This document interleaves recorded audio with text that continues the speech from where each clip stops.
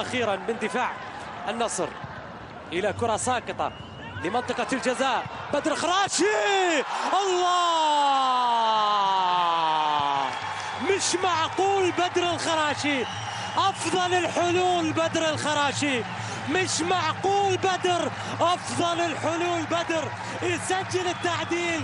نفس الأمر اللي كان مع السيد زلاتكو في مباراة الرائد أيضا يتكرر. أول لمسة لبدر يسجل فيها بدر مثل ما حدث في مباراة الرائد، يتكرر الآن لبدر الأمر في هذه المباراة، يسجل التعديل. أوه أوه أوه، قوية كرة الخراشي الماضية.